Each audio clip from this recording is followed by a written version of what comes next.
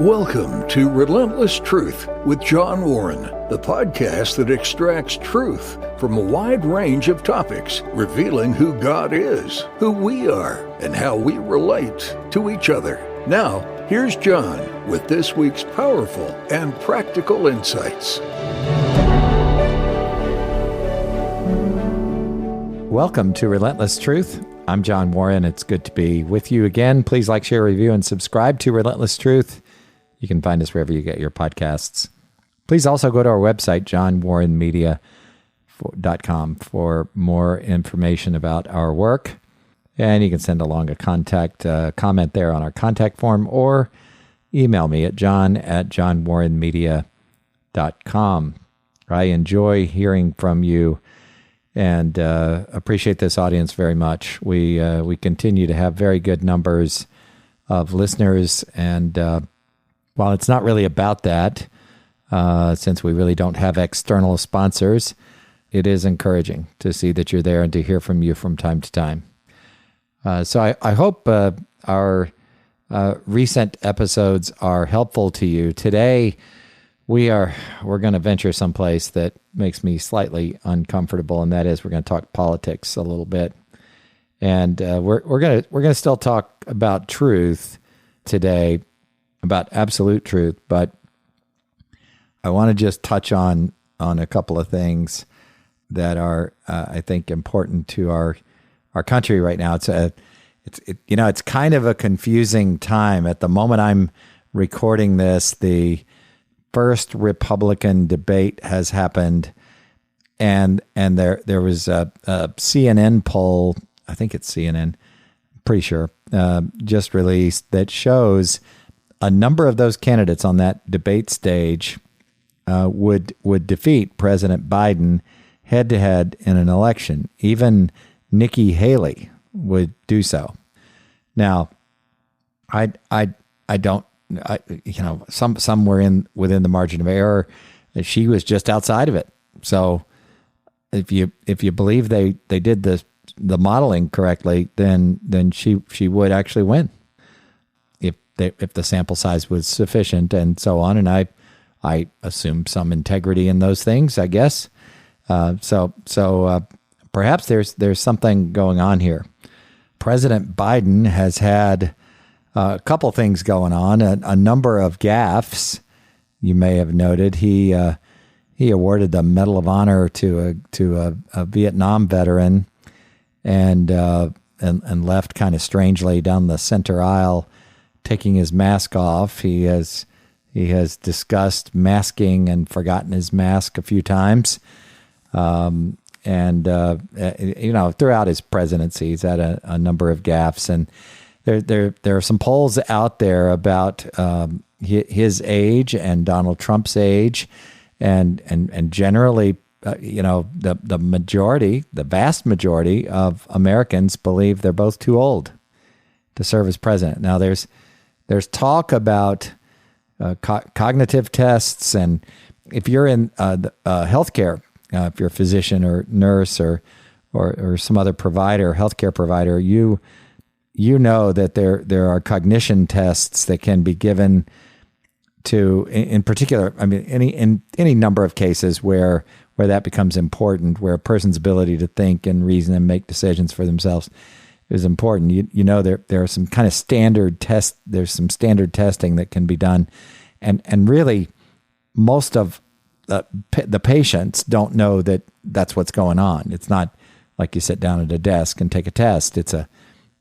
just a conversation sometimes, and I know nothing about it and how it works exactly, but I know of a couple of instances where such a thing has been administered. And so there's all this talk about, do we do some kind of cognitive tests for presidential candidates who are over a certain age? And there's this debate going on about that. And are we shredding the Constitution if we do so? And I don't know. I'm conflicted on this. I think we don't do it. I think we let the voters decide, because of test bias and and just the use of that instrument. A lot of ideas sound good in the test tube in the lab, but they, when you try to roll them out, they're fraught with risk. Who's administering the test, and who's doing designing the test, and does it have biases, and is it one of those tests where you have to interpret the results, and can one person see a cat in the picture and the other sees a man? I mean, you've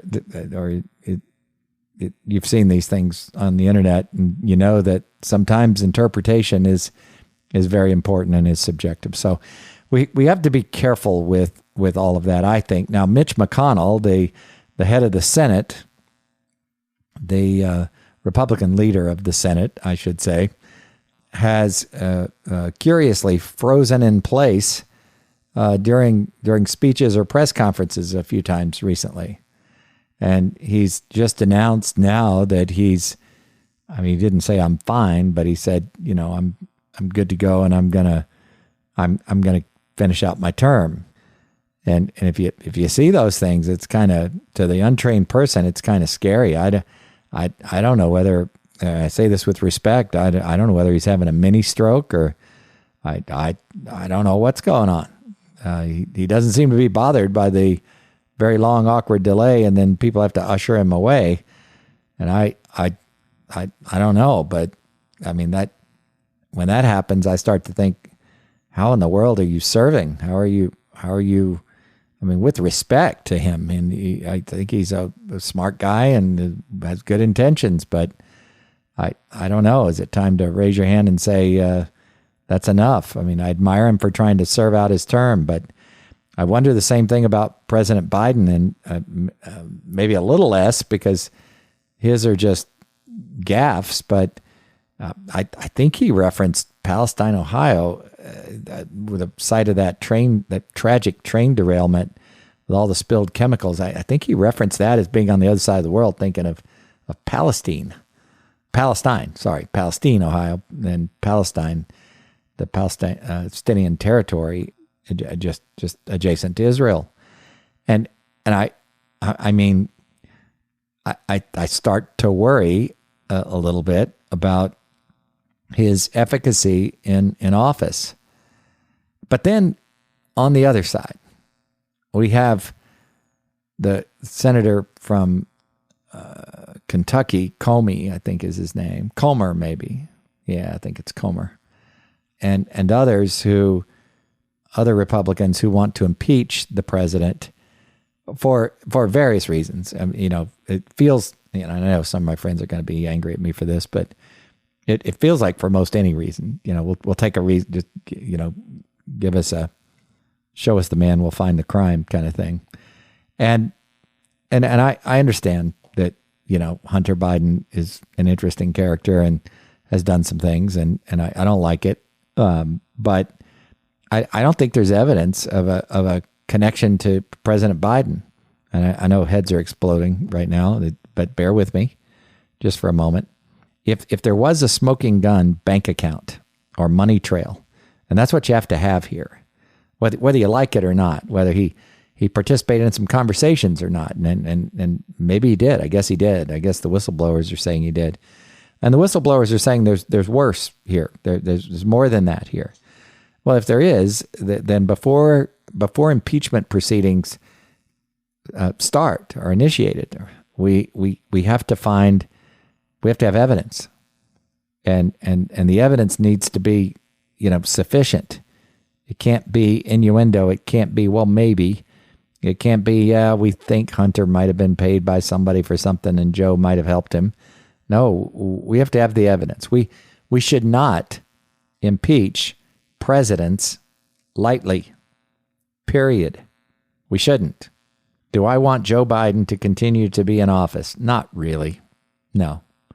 I think this administration has made a mess of foreign policy. I think they've made a mess of the economy. I think the border is out of control. I think a lot of things aren't going the way I would hope that they would. I think he has embarrassing press conferences. I don't think he represents us well on the world stage. I think we've spent money on stupid things that he has initiated. I think there's rhetoric that is harmful to the best interest of our nation, both from a foreign policy standpoint and domestically. I can go on and on. I don't believe for 1 second that this economy, that this Bidenomics nonsense talk is real. I think our economy is in a bit of trouble. And I don't want to scare anybody, but the Fed is apparently going to have to raise rates again in a couple of weeks when they meet. I want to say it's the 19th and 20th of September. Don't hold me to that. Check me on that. And I think eventually the yield curve is going to de-invert. What I mean by that is long-term rates are going to go up. And you're going to see then, finally, assets are going to reprice. Let me just tell you what's really happening. And I know I've talked about this in a recent episode about the economy, but I'm going to tell you why you're kind of mixed in terms of how the economy's going. So you've got the stock market rocking along in the Dow in the 34,000, 35,000 range. And you've got home prices kind of hanging on wherever you are. If you're in Florida, it's still a pretty hot market because of migration. I think you have that in Texas too. And you probably have it in, Georgia, some places, North Carolina, South Carolina. It just kind of depends on where you are. But if you're up in the Northeast, the market's not so great. If you're in the Midwest, well, inventory's starting to stack up. But look, you don't have a lot of people selling houses because they don't want to go from their 3 or 4% mortgage to a 7.5% mortgage. So the people who are selling are generally not voluntarily selling. They're involuntarily selling in some respects. That means that their job has changed, or they're moving for a job, or they're moving for a school district, or they're moving for some reason. There's some other reason other than, hey, I think we'll sell our house. Well, hey, I think we'll sell our house is apparently the reason that a lot of people sell their houses. A lot of people just, want a different house. They want a bigger house because their family has grown, or they want a smaller one because they need to downsize for whatever reason. Well, you don't do that now in this rate environment if you have a lower rate mortgage. If you have a mortgage and it's got a lower interest rate, and there are millions of Americans out there who have mortgages in the 2.8 or 9, whatever the low was, percent range through about 4%. Lots of them. So you tell me why on earth you would voluntarily sell your house and move your mortgage rate up to 7.4 or 5%. That's kind of where the average is right now, from 3 to 4%. So there are some circumstances where that might make sense even on a voluntary basis, but self-initiated is what I mean. Self-prompted basis is what I really mean by voluntary. I guess it's all voluntary. But why would you do that? You can afford so much less house. Why would you buy when you perceive that the market's slowing down, that you hear the Fed rhetoric, you go to the grocery store? I mean, that's part of what's going on here. But there's more. What else is happening is realtors, and I love you guys, and got some dear friends who are realtors. I think you're competent. I don't do a lot of realtor bashing. Some of you aren't competent, but many are. And I know you don't want to drop your prices, do you? When you have a listing, you want to get it right on the listing side. Well, I'm starting to hear anecdotally, even in Florida, where there's a lot of in-migration, but I'm hearing it in other states too, where price drops are beginning to happen. We priced it based on the comps, and we can't sell it based on that number. Now, there's some art and some science in this. This if you've sold a house or two. You know how it works. You're guessing. You're operating in a range of value. Well, I'm sure you realize all of this. Probably everything I've said so far is kind of self-evident. But think about this for a moment. Where do your comps come from? Well, they come from sales over the last year.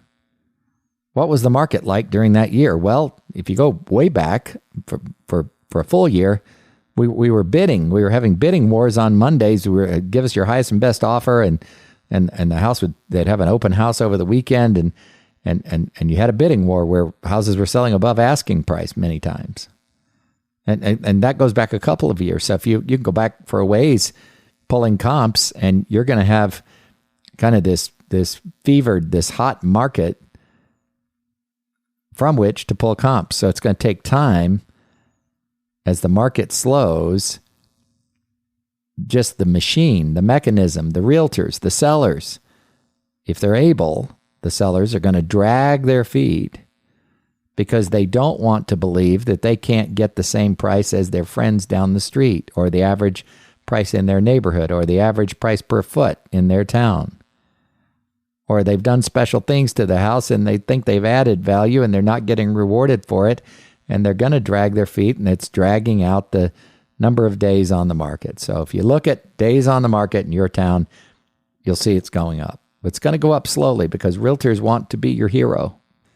They listed the house. They want to help you. They genuinely care, the good ones. And they want you to get as much for the house as possible, so they don't want you to go down too far too fast. So that's the process we're in right now. Asset repricing due to higher interest rates. And we can do algebra to show how that works. But asset repricing due to higher interest rates does not happen overnight. It is a process, not an event. And that's what we're going through right now. If you watch over the next 6 months to 1 year, and we're getting close to too late for the election, but if you watch and you see this correction, you're going to see President Biden's popularity continue to plummet. If we continue to have interest rate, discount rate, Fed rate increases, then you're going to see him becoming less and less popular because America is drunk on debt, on consumer debt. $12 trillion. We talked about this before. $1 trillion in credit card debt. But this asset repricing does not happen overnight. If it did, the Biden administration would be bailing more water in their press room than they are right now. The other weird one is unemployment. That comes into play too, and we talked about that before. And employment is weird right now. It's we're all trying to figure out, are companies going to allow people to work from home, and some companies are closing their doors. And I think I'll get this wrong, but I think there's a retailer called Tuesday Morning that's shuttering a lot of stores, maybe all of them, I don't know. But you're starting to see layoffs, and you're just beginning to see it. Well, here's the problem. Lagging indicators only get revealed to us after or during the negative event or the positive event, but in this case, the negative event occurs. So the data we get is based on activity that happened some time ago. It's kind of like dieting, I've noticed. When I change my diet and try to eat healthier to drop a few pounds, there's a lag effect, isn't there? You know that. I have to be patient through the lag effect because I'm seeing my food intake and exercise from a few days or even a week ago, today. Well, the same thing happens with employment and with housing and all the rest. Well, what in the world does that have to do with an election? Well, I'll tell you what. Elections are won and lost based on the economy. Now, Jimmy Carter proved this, but he obfuscated the situation, obfuscated the truth, because you would have thought it was the Iranian hostage situation that got him booted, and that had something to do with it. He was kind of a mess as a president all around, and we don't need to litigate his administration here, but Carter should have learned, and Ronald Reagan proved, and George H.W. Bush should have learned by being a one-term president, that the American people vote for its chief executive based on their wallet, based on the economy, for the most part. Now, if we're at war, there are a number of other factors. It's not quite that simple, is it? But the primary if you read all the polls, the thing that is, and you can go back years and years and years, look at month to month, quarter to quarter, election years, non-election years, and you'll see that what people care about most from the administration is, what does this mean to my wallet? Well, if you take an issue like immigration, that's a wallet issue.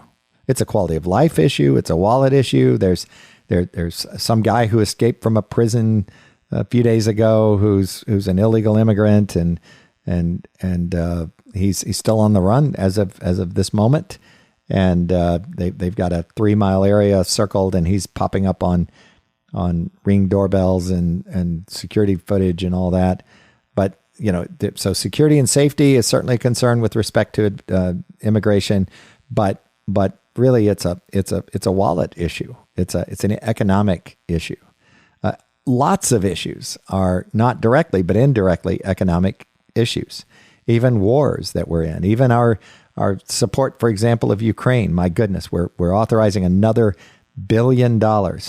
And this purpose of this episode is not to debate the merits of that, but it just gives me pause. Are we really doing the right thing? Are we seeing to it that those weapons and monies are getting into the right hands and used for the right purposes?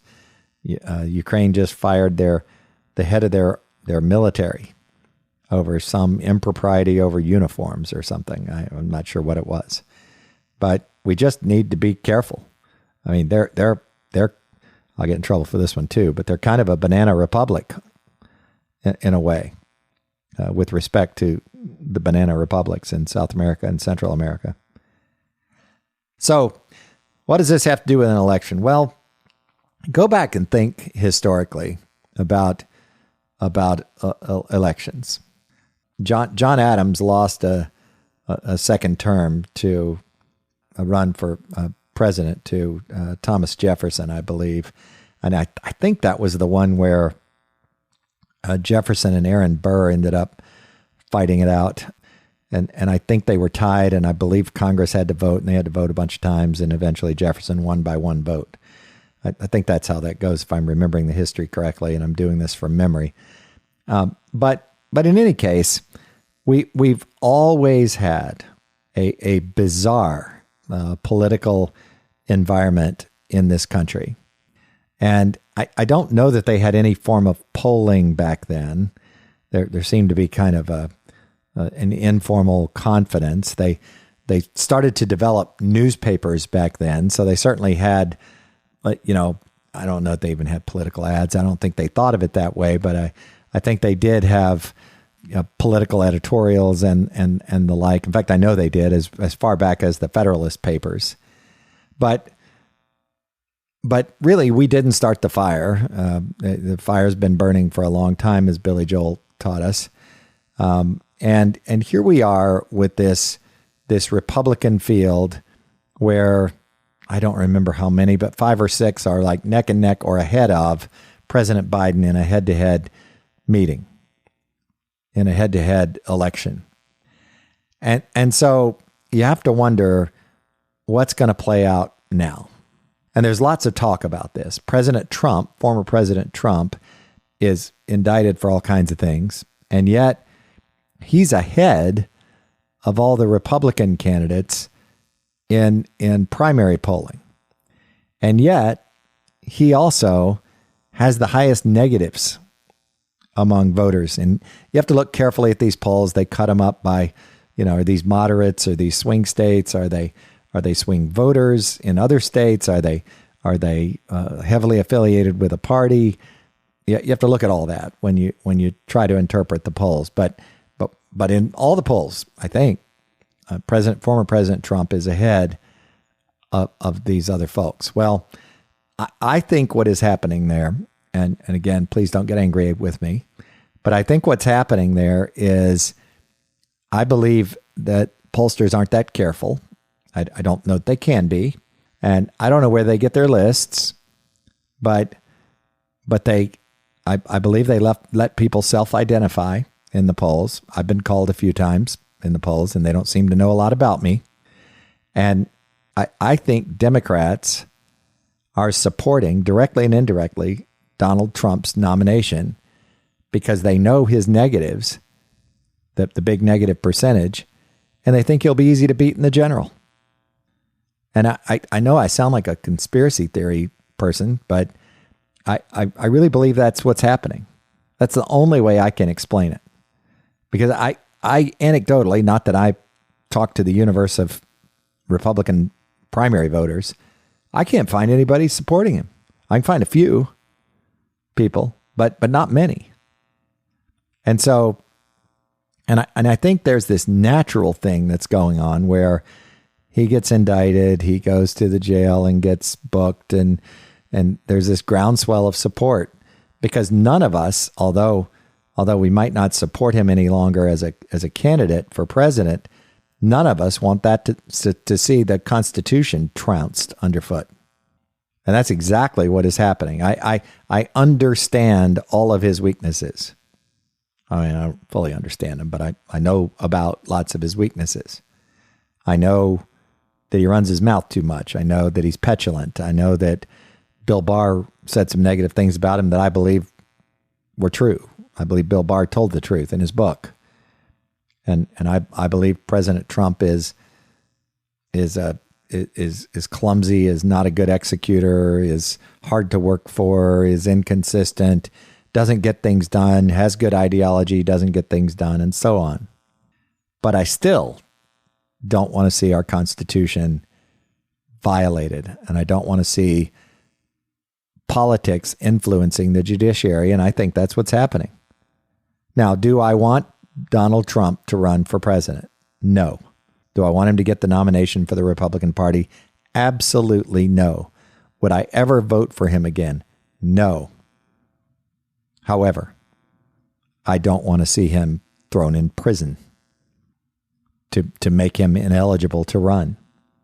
As painful as it is to see him leading in the polls for the Republican primary, I want him to have the right to do that without being impeded by criminal or civil legal action. The civil part I can handle. That just happens with a visible figure like him, but not the criminal. Unless they can prove he committed a crime by doing something other than saying things that got people excited. I don't see any precedent for this, and I want him to be able to run.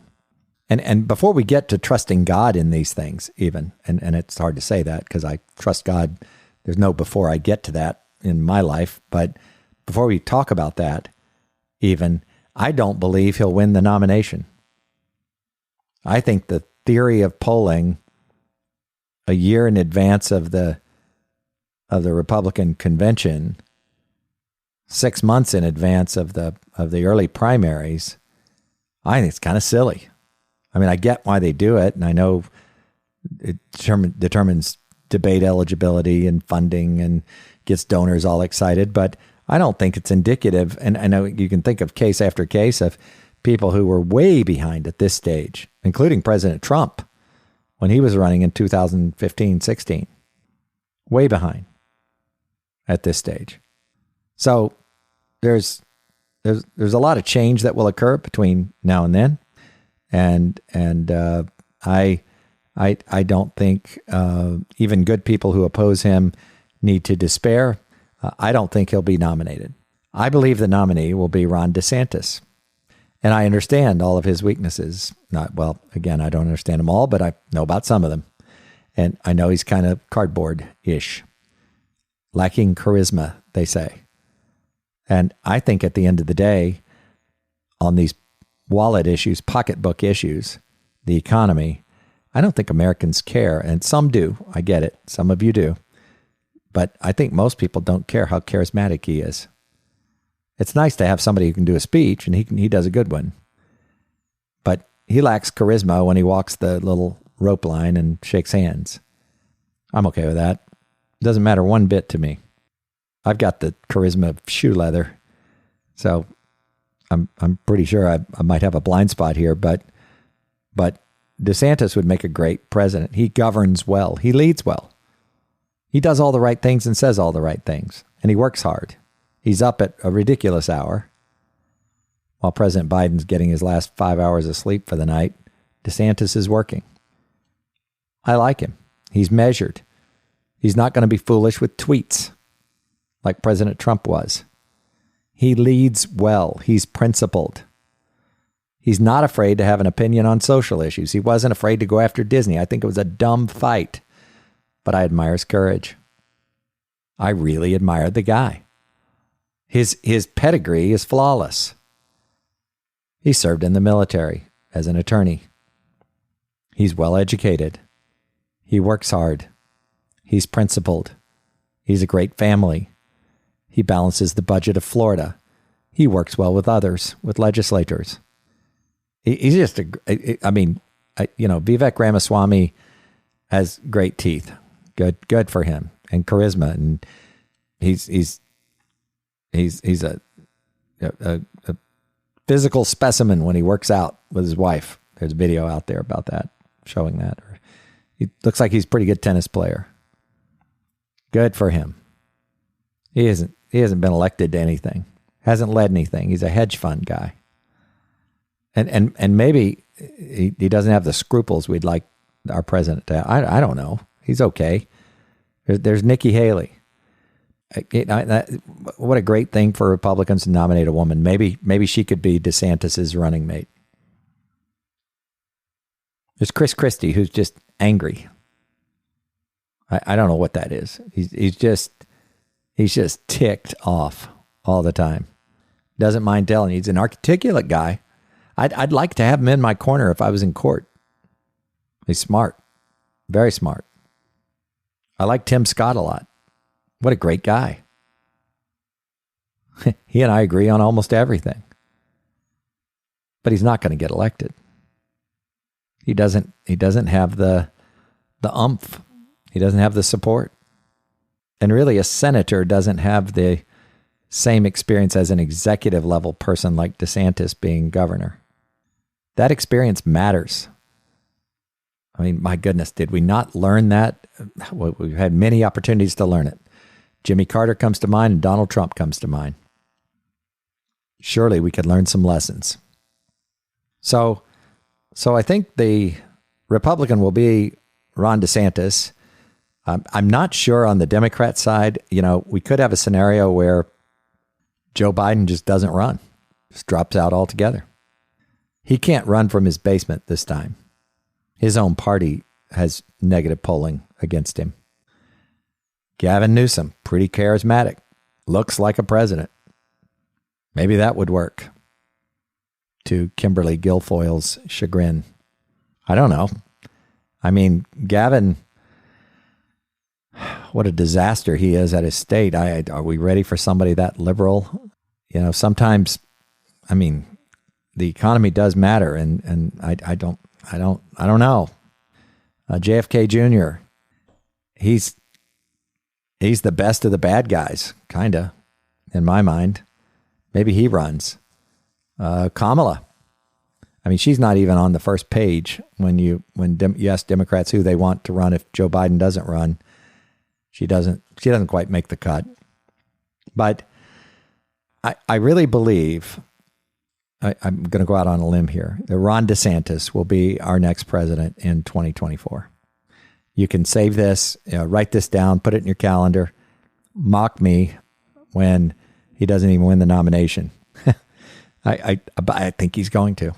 I think the silliness stops, the noise stops, the barbing, the 24-hour news cycle, all the pundits who get paid for analyzing polls and being on television and radio and on the internet.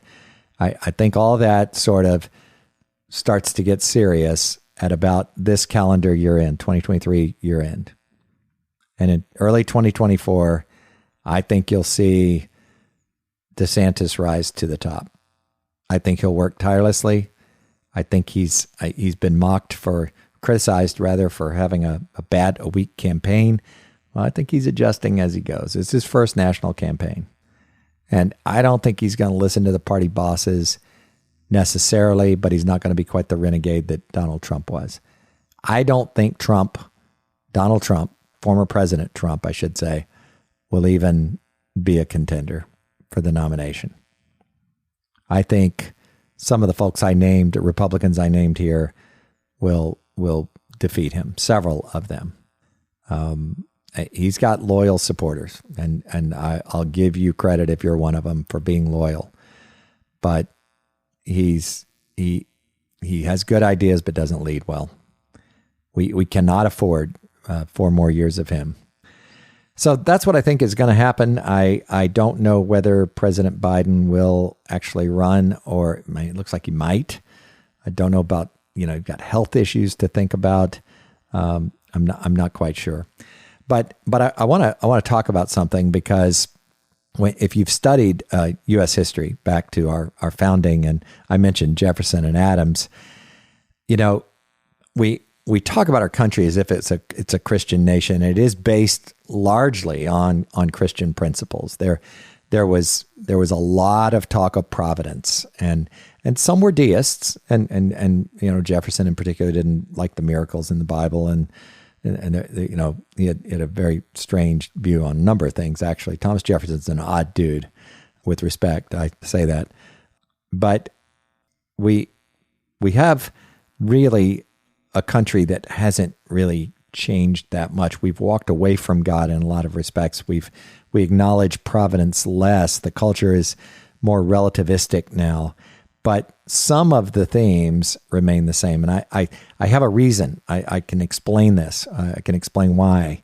If you imagine an eternal timeline and you think about eternity past, if you point your right arm out as far as you can point and look to your right, and you can imagine eternity past, and you can see creation, and that God existed in eternity past beyond that.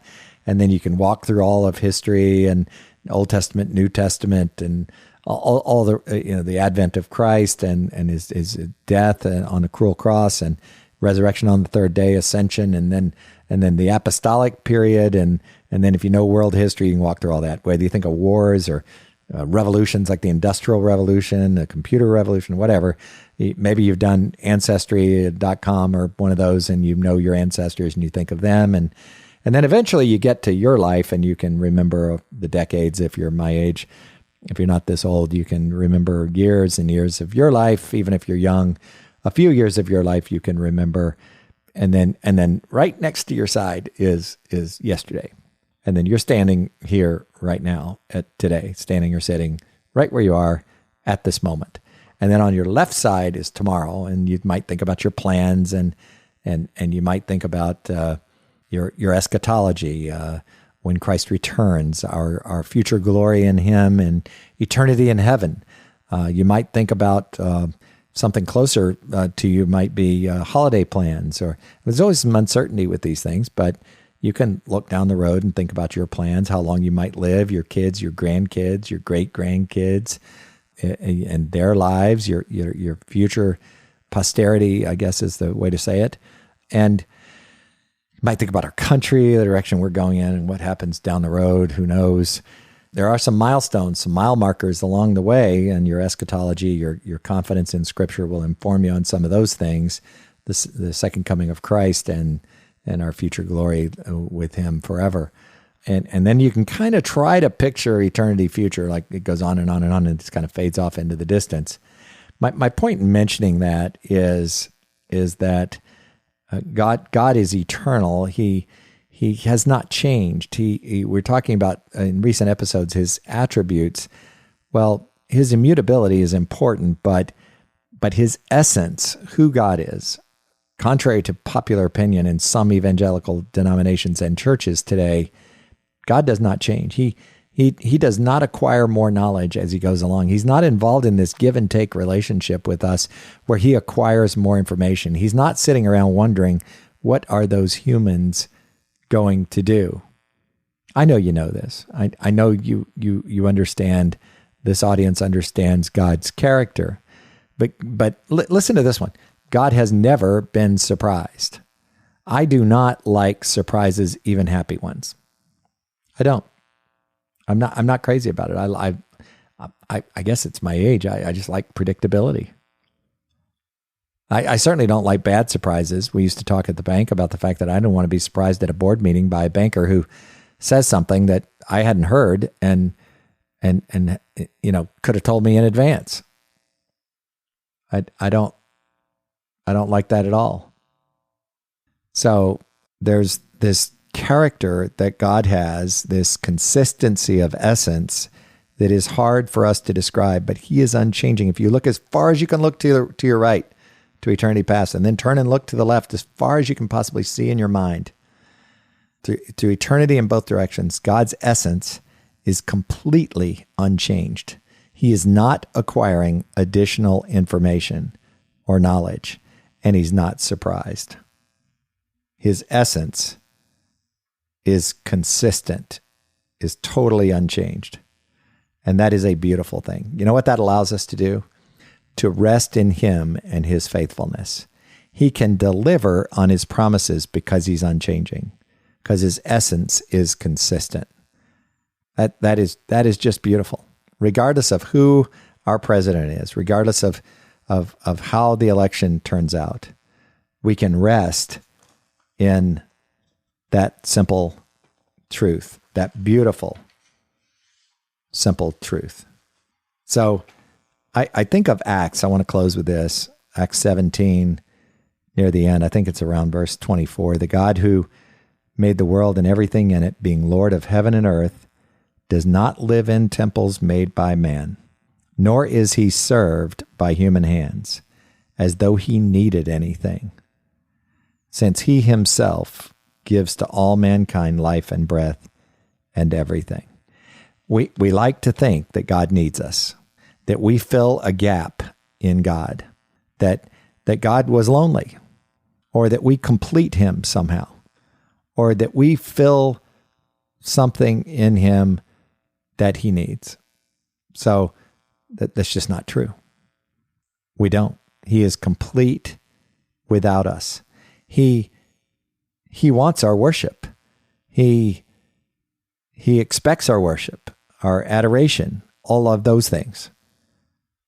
But he doesn't need us. The blessing is ours when we worship, not his. We're the ones who are blessed. And that's another conversation for another day. But in the context of elections, we can rest in him as a result of all of that theology that I just summarized very quickly. We can rest in him and vote for Ron DeSantis. No, I'm kidding. I do want to support him. I don't care about the negative op stuff that will be uncovered in, the dragging him through the mud for being boring or whatever. The guy is rock solid and he's a thinker. And I think he'd be good for our country. Is he perfect? No. And I'm not campaigning for him. I don't have a sign in my yard. We can't have him in our neighborhood anyway, but I just think he'd be a good president. And I'm open to changing my mind between now and November of 24, but it sure looks like it to me, like he's a rock solid guy relative to two other candidates. And so there's my prediction, and we'll see how it turns out. I appreciate your forbearance today. Thankful for we walked through a little bit of history with Jefferson and Adams, and talked about the election and God's eternality. Those things all go together. This Relentless Truth podcast is it focuses on truth throughout across all disciplines. And so thank you for listening. Please like, share, review, and subscribe to Relentless Truth. You can find us wherever you get your podcast. Don't hesitate to send along a note using our contact form on our website, which is johnwarrenmedia.com, or send an email to john@johnwarrenmedia.com. Until next time. Thanks for listening to Relentless Truth with John Warren. Please consider sharing this podcast and subscribe to receive future episodes. Connect with John regarding your comments, questions, and show ideas through johnwarrenmedia.com or at John Warren Media on Facebook, Twitter, or Instagram. That's all for this episode. Join us next week for another edition of Relentless Truth with John Warren.